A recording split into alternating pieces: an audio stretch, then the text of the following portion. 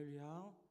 오늘 함께 예배하는 우리 모든 이들 위해 하나님의 놀라운 은혜가 가득하기를 간절히 축복합니다.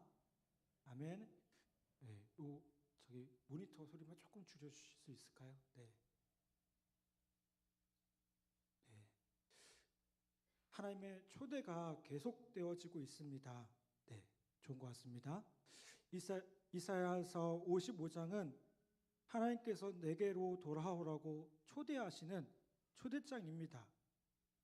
이것은 이스라엘 향한 하나님의 부르심일 뿐만 아니라 인류에 대한 하나님의 마음이기도 합니다.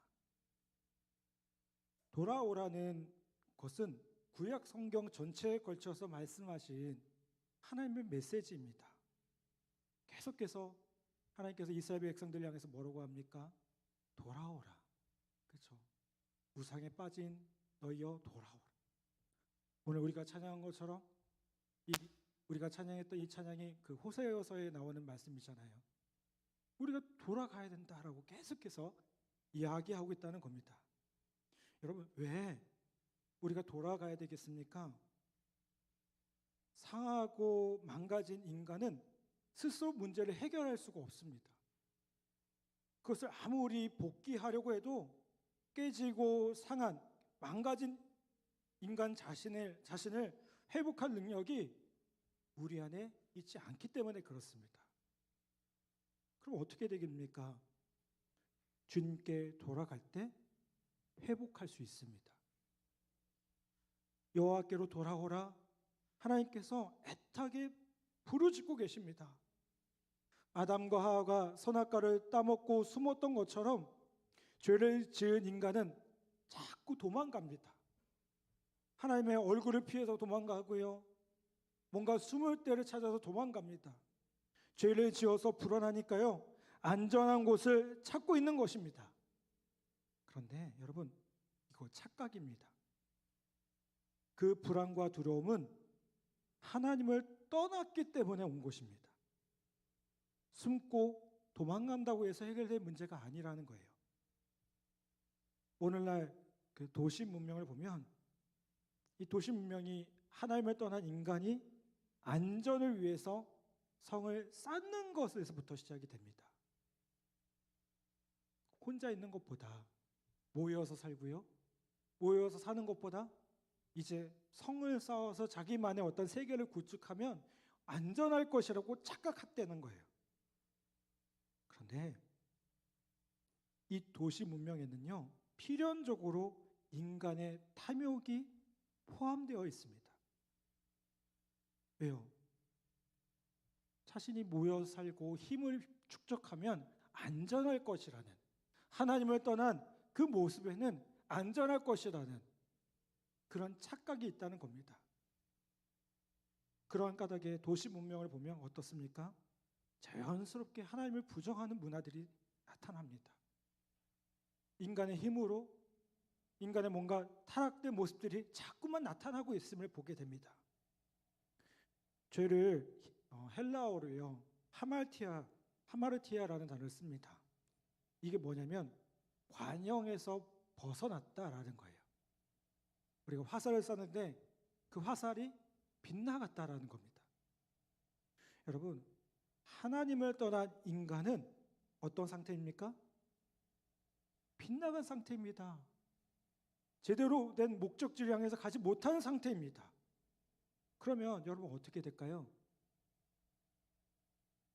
여기서부터 시작해야 돼요. 다시 돌아가야 됩니다. 네. 우리가 길찾기를 하는데요.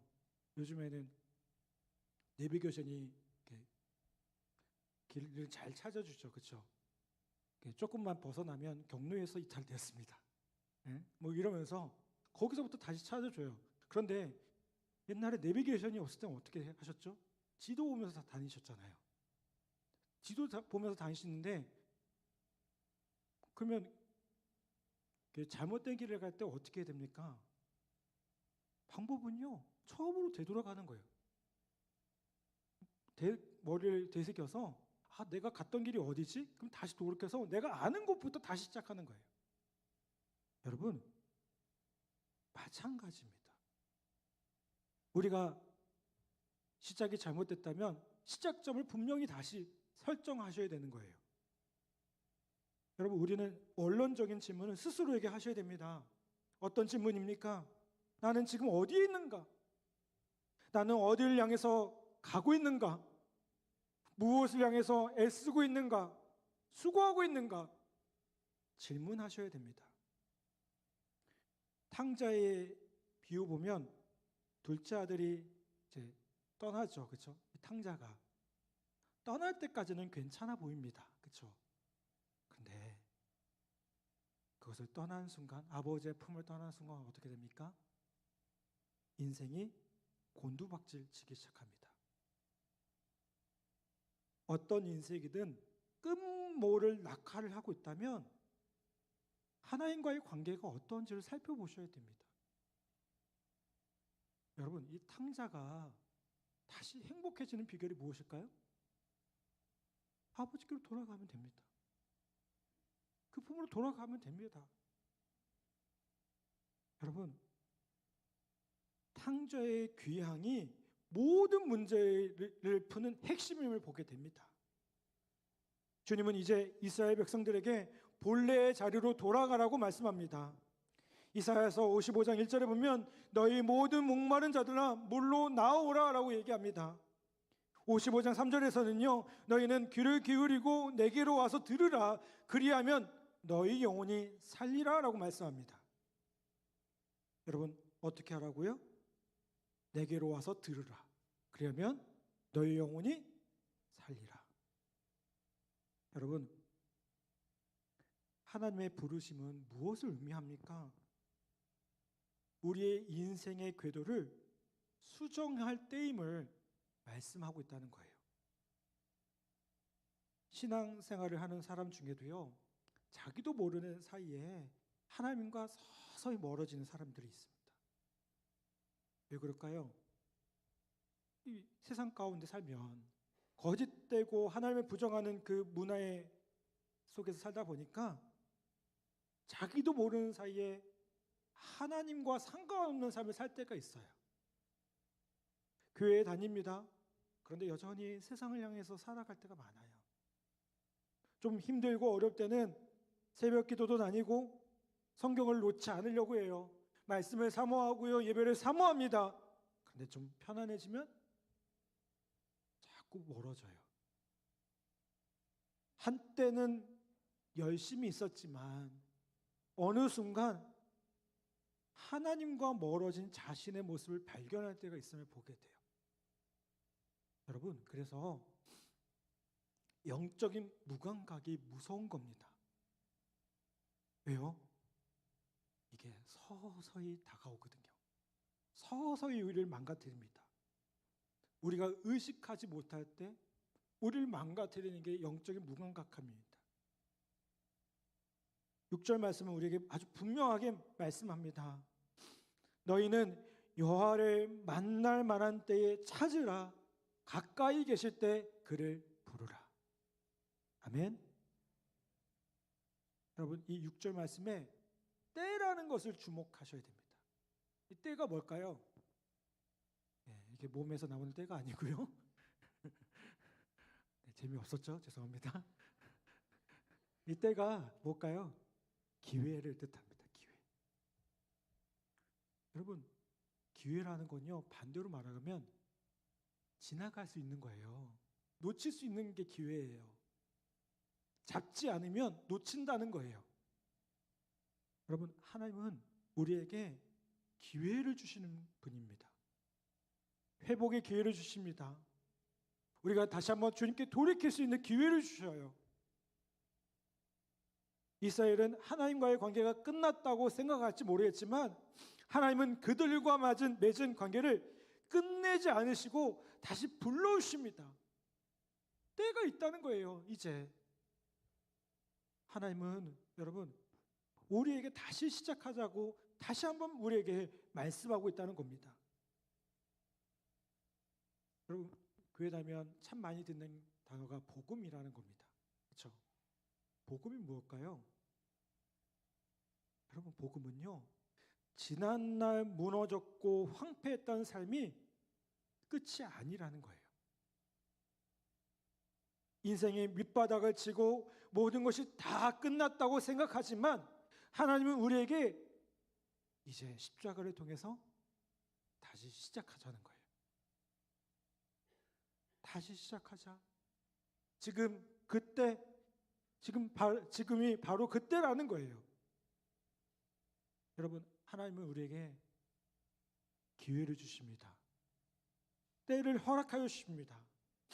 지금 그때를 허락하여 주시니 다음에 또 다른 기회가 있을까 생각할지 모르겠어요.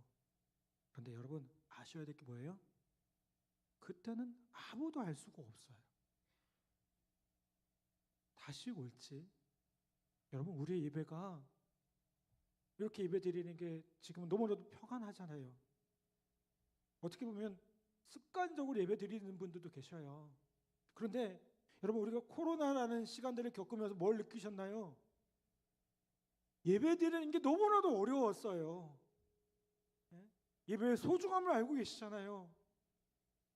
모여서 찬양하고 기도하고 예배하는 게 얼마나 어려웠습니까?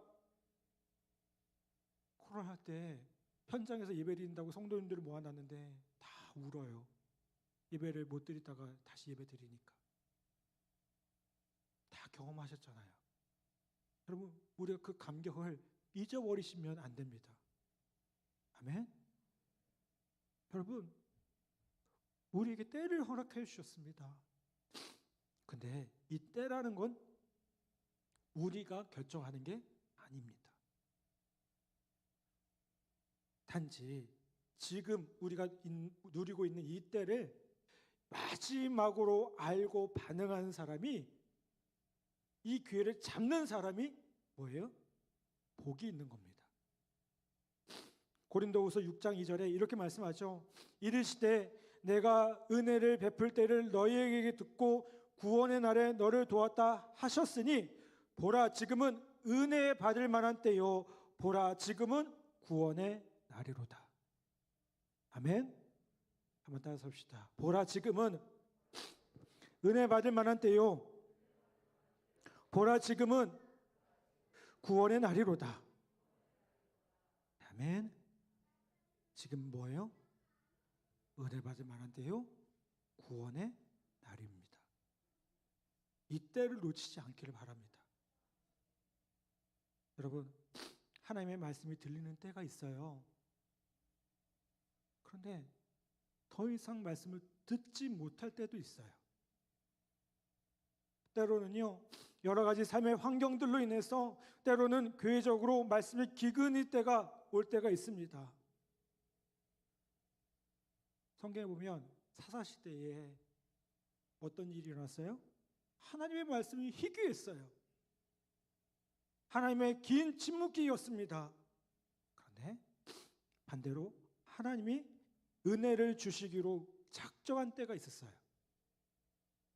역사적으로도 보면 부흥의 때가 있었잖아요. 1907년 저 평양에서 일어났던 부흥의 역사. 그리고 여기 계신 우리 집사님 많은 분들이 경험했던 1970년대, 80년대 우리 교회들이 누렸던 복음의 역사, 부흥의 역사. 저도 그 시대를 살았거든요. 그 뜨거웠던 시대를 살았던 것 같아요. 그런데 이제 자꾸만 요즘에 들려오는 소식은 뭡니까? 교회가 어렵다는 얘기가 들려요. 말씀이 들려지지 않는다는 얘기가 들려요. 교회의 부정적인 이야기들이 자꾸만 나와요. 코로나 시기를 겪어가면서 교회 다니는 사람들이 얼마나 욕을 먹었습니까? 특별하게 잘못한 것도 없는데. 그렇죠? 여러분, 그런 모습이 있다는 겁니다. 사도행전에 보면 오순절 성령 강림 사건이 있을 때 다락방에 모여있던 사람들은 그들의 신앙 수준과 상관없이 성령을 모두 다 받았습니다.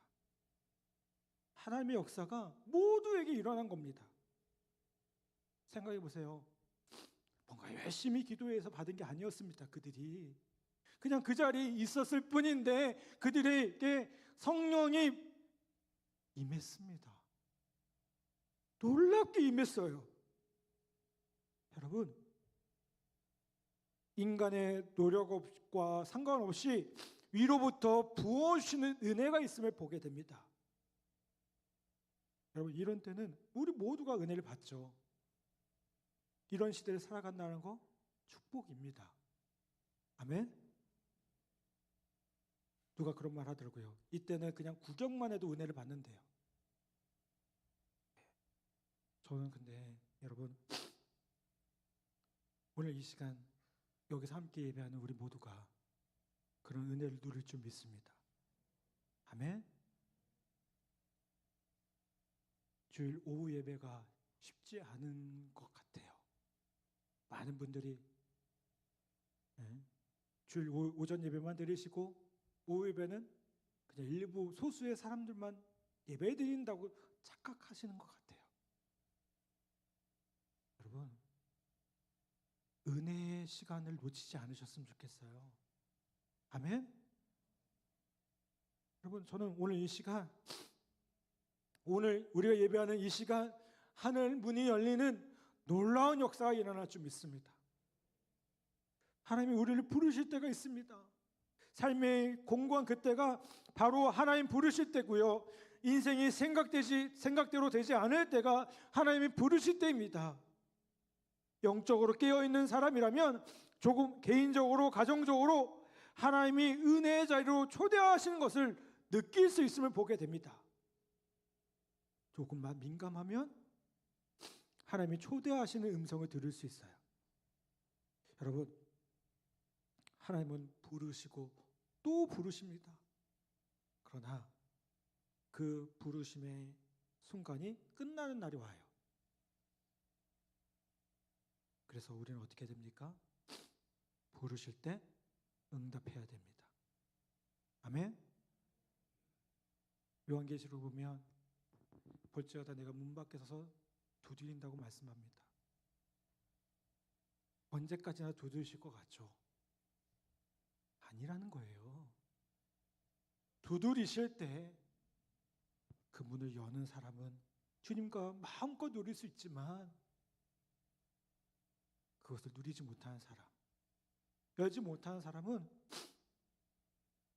주님과 아무런 관계, 주님이 주신 놀라운 것들을 누리지 못한다는 겁니다. 여러분, 오늘 말씀은 우리에게 분명히 말씀합니다. 너희는 여호와를 만날 만한 때에 찾으라. 가까이 계실 때 그를 부르라. 아멘. 그리고 뭐라고 말씀합니까? 여호와께 돌아오라. 여러분, 이 말씀이 무슨 말씀입니까? 하나님이 우리를 향해서 회개를 촉구하는 말씀이에요. 회개는요, 회복으로 가는 핵심임을 보게 됩니다. 제가 계속해서 회복에 관한 이야기들을 하고 있습니다. 주일 오후에. 여러분, 회복이라는 건요, 단순히 심리적인 요법이 아닙니다. 회복은 죄의 문제를 정직하게 다룰 때 일어나는 것임을 보게 돼요. 그냥 마음이 좀 편안해지고 감정이 순화되고 이게 회복이 아닙니다. 여러분, 사람의 마음에 있는 상처는요, 어디서부터 시작될까요? 죄로부터 시작돼요. 저도 대학원에서 상담을 공부를 했고요. 또 그 상담 공부를 하면서 내적 치유에 관한 수업을 들었어요. 저를 가르쳐주신 교수님이 그런 얘기 하더라고요. 내적 치유의 키워드가 뭐냐? 이 죄라는 거예요. 이걸 어떻게 잘 다뤄지느냐? 여러분, 왜요? 상처라는 게 죄로부터 왔거든요. 이 죄의 문제를 온전히 처리하지 않으면 온갖 상처와 아픔들이 그 죄의 출구로부터 흘러나와서 인생을 휘감아 버립니다. 망가뜨립니다. 우리 안에 있는 죄의 성향과 죄의 뿌리들을 철저히 다루지 않으면 우리 인생의 악순환은요, 반복될 수밖에 없다는 거예요. 악순환이 될 수밖에 없다는 거예요. 그래서 여러분, 죄의 문제를 정직하게 다루는 용기가 필요합니다.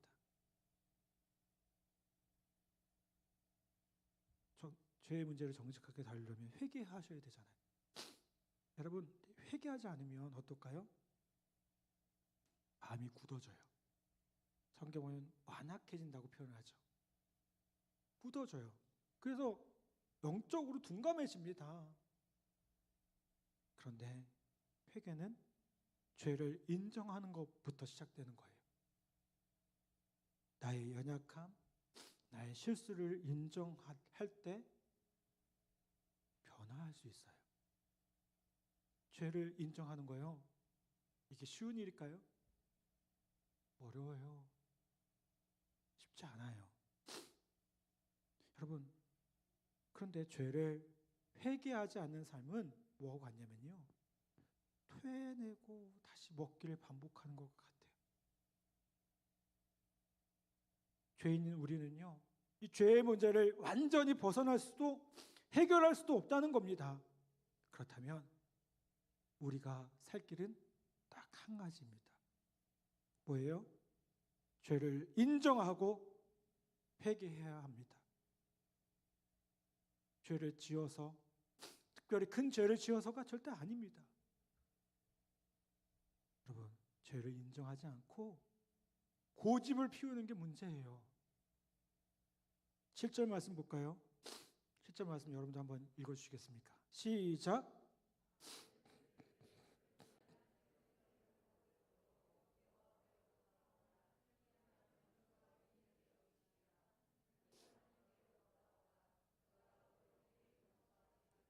아멘.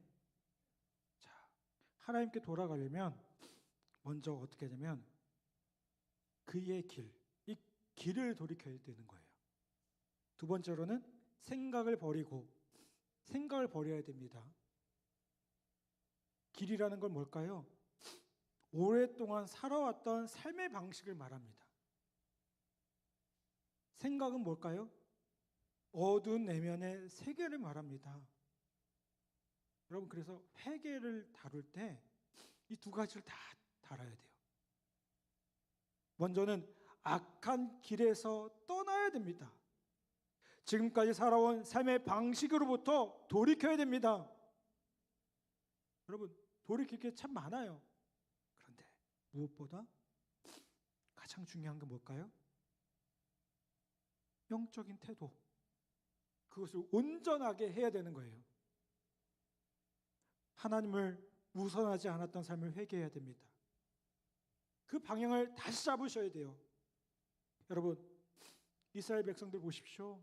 하나님을 섬겼습니다. 그럼 문제가 없네요? 아니요, 문제가 많아요. 어떤 문제가 있습니까? 하나님을 우선으로 섬기지 않았어요. 이들은요, 조금씩 하나님을 멀리하다가 우상을 섬기게 됩니다. 여러분, 우상이라는 게 하루아침에 우상을 섬기는 게 절대 아닙니다.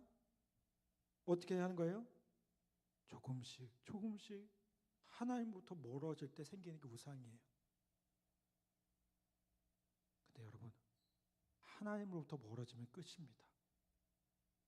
기억하셔야 돼요. 하나님부터 멀어지면 자연히 어떤 마음이 생기냐면 죄에 대해서 민감하지 않게 돼요. 반대로 여러분, 하나님과 친밀한 사람은요, 죄에 대해서 아주 민감합니다. 네. 여러분, 어떤 사람이 회개를 더 많이 합니까? 죄를 많이 지은 사람이 회개할까요? 아니면 하나님과의 관계가 온전한 사람이 회개를 많이 할까요? 네, 우리는 죄를 많이 지으면 회개를 많이 할 거라고 생각해요. 아닙니다. 절대 아니에요. 하나님과의 관계가 온전한 사람이 회개하는 겁니다. 왜요? 하나님께서 깨닫게 하시잖아요. 민감합니다. 여러분, 죄인이 아니라 이제 하나님의 사람이 되고자 한다면 그 마음의 중심에 항상 주님이 계신지를 점검하기를 간절히 바랍니다. 그리고 조금이라도 이 부분에 문제가 있다면, 거리끼는 게 있다면, 불편한 게 있다면 여러분 어떻게 하셔야 돼요? 회개하셔야 되는 거예요. 이 부분을. 또한 죄는 생각으로부터 시작됩니다. 이 말은 우리의 불이한 생각들을 정리하셔야 돼요. 회개는요, 악한 생각에서 떠나는 것도 포함됩니다. 무엇보다 나쁜 생각의 습관들을 버리셔야 됩니다. 어떤 것들이요? 자만심, 자기 고집, 완악함, 이런 것들을 깨트리셔야 돼요. 이런 것들을 깨트리셔야 돼요. 제가 상담 받으면서 저도 상담 공부하다 보니까 제가 교수님한테 상담을 받았어요. 교육 분석이라고 해서 이제 상담을 공부하는 사람은 또 전문가한테 상담을 먼저 받게 되어 있습니다. 교수님하고 이렇게 한참 얘기하는데 그 교수님이 그런 얘기를 하시더라고요. 왜 저에 대해서 얘기하면서 왜 선생님은 왜 자꾸만 아니에요 이렇게 말씀하세요 그러는 거예요. 교수님 뭐라고 하냐면 참 잘하시네요, 훌륭하시네요 이렇게 얘기를 저한테 하셨거든요. 근데 저희가 뭐라고 했을까요? 아니에요.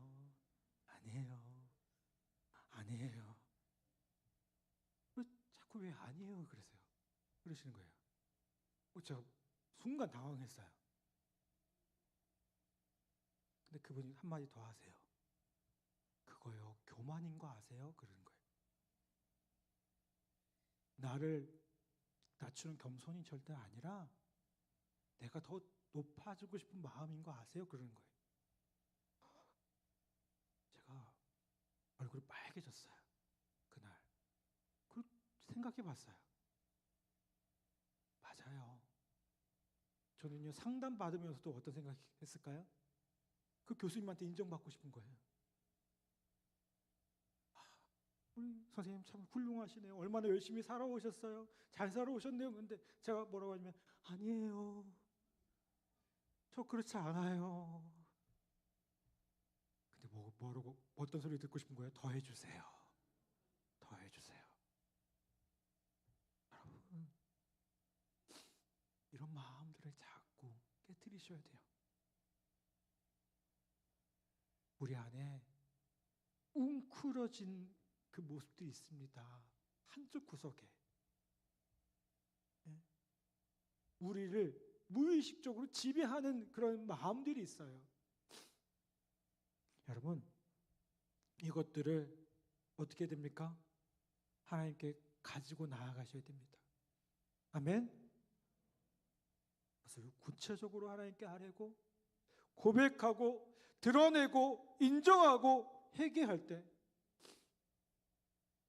하나님께서 우리를 만져주세요. 제가 그걸 한순간, 그리고 이제 교회 와서 기도하는데요, 갑자기 눈물이 나는 거예요. 하나님, 나 그렇게 인정받고 싶어 했네요. 하나님, 나 그런 사람이네요. 그것조차 인정되는 거잖아요.